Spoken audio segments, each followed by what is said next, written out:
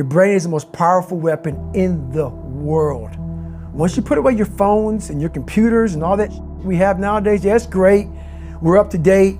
But your brain is the only thing you have when you're going through depression, when you're going through hard times, when you're going through death, real life.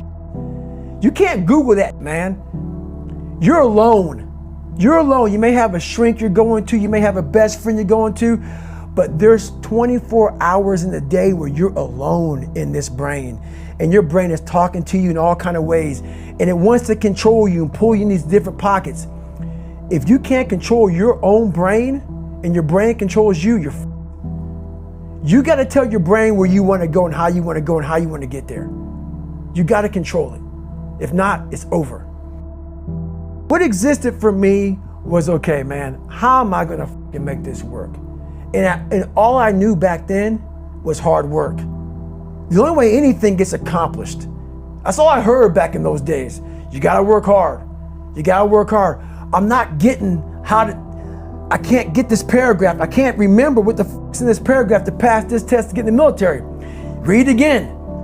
Still not getting it. Read again. But if you're not getting it, write it out. And that's how I started learning. Okay, well, I got to write out everything I do. And then write it out again and write it out again. And guess what happened? I got it. I can't swim. I'm negative buoyant. Go back again. I can't swim. Go back again. Go back again. Go back again. I got it. I realized if I keep going back and going back and going back until the just becomes, your mind will say, okay, we're going to figure it out. Because he is not going to stop.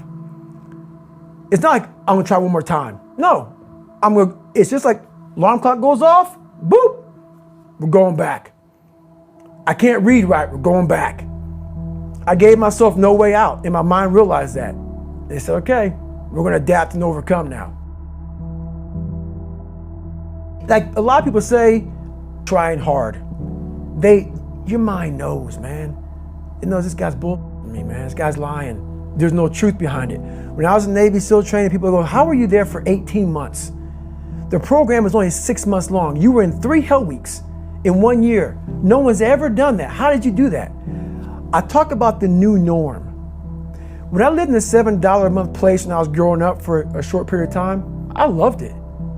I didn't know any different. That was my norm. Once we moved out of that place, we moved to a $236 a month place. I was like, I never want to go back to that little piece of shit.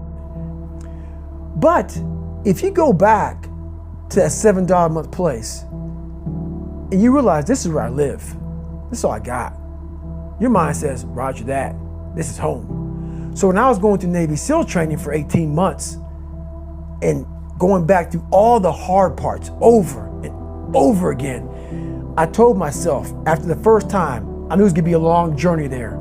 My body was breaking down. It was just how it was going on. I said, you know what? This is my new norm. So my mind said, it's like going to work.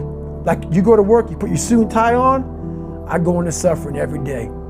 Every day suffering, being broken, duct taping my feet up, stress fractures, shin splints, being broken. This is my new norm. And your mind says, if we're not broken, this ain't normal. We gotta be broken. So then your mind starts to get tougher and tougher and more callous. People go, how did you run on broken feet? Broken shins. My mind knew this is how we operate. We're in Navy SEAL training. This is what we are. I became hell. And that became my new norm. I gave myself no way out. There was nothing outside these walls of hell. Nothing. I love God, but for a short period of time, I became the devil because that was hell. I became the boss, the owner, the CEO of Navy SEAL training. That was my mindset. And that's how you get through things. You immerse yourself in wherever it is, and you become that. You become that and give yourself no way out. When I was 297 pounds and I was fat as hell trying to be a Navy SEAL, the scariest thing in the world to me, even to this day, was that could have been the rest of my life. I thought then I was trying hard. That's the scariest thing in the world. I thought then 297 pound, working for Ecolab, spraying for cockroaches, making $1,000 a month. I thought that was me at my 100% potential. Come to find out, a few years later, I wasn't anywhere near that. 106 pounds less, graduated Navy SEAL training, went on to do all these other things. Looking back on that, that was me trying hard.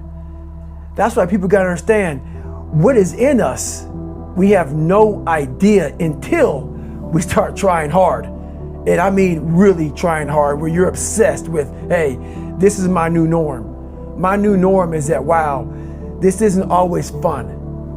It's not always meant to be fun. And that's when you know you're trying hard. People hear my story and think this guy is sadistic. I realized how the brain works.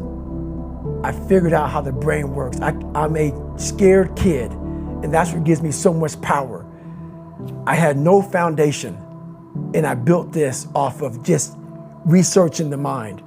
The feeling you get is basically invincibility.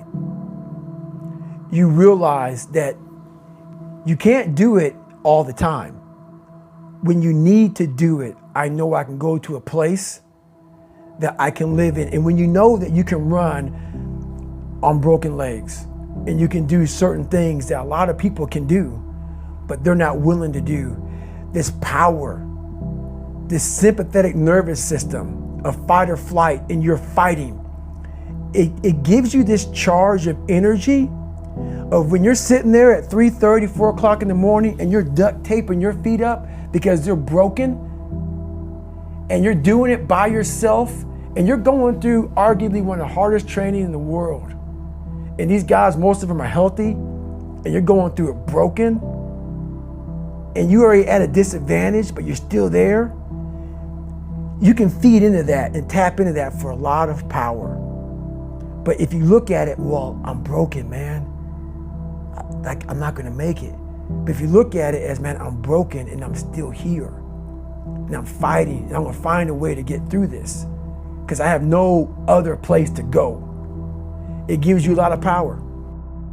When things start to suck really, really bad, my brain and a lot of people's brain, they don't go to your dad beating you up. Your brain says, we gotta get the out of here. This is miserable. So anger goes away a lot of times when you're suffering because your brain just says, we gotta run, we gotta go. So that anger is not popping up saying, oh, I wanna show them, I wanna show those people. No, there has to be a much deeper, when I say deeper, it has to be down to mineral soil. It has to be down to that nice mineral soil where nothing can burn. You can't burn dirt. So it has to be down that low, that literally is something in you that's at the core of your soul. But you don't find it unless you spend a lot of time with what you want to be in life. I can't give that to you. Right. You can't give it to somebody. When you find your true passion in life, and my passion for me was like, oh, I want to be, I don't give a Navy SEALs, Army, I don't give a shit. I want to serve my country. I want to be someone that I'm proud of. I want to look at myself in the mirror because I was so disappointed. That accountability mirror I talk about, I was so disappointed in what I saw every day. I wanted everybody to love David Goggins. And a lot of people did. I didn't love myself. But I knew a lot of us want to find peace first. So people say, man, you always talk about this suffering and pain and I'm at peace right now because I went through that. Right? You don't find peace first. If you do, Merry Christmas. More power to you. More power to you. I found peace on the opposite end of finding myself. And no one really finds themselves without going through trials, tribulations, suffering, accountability. And accountability is suffering.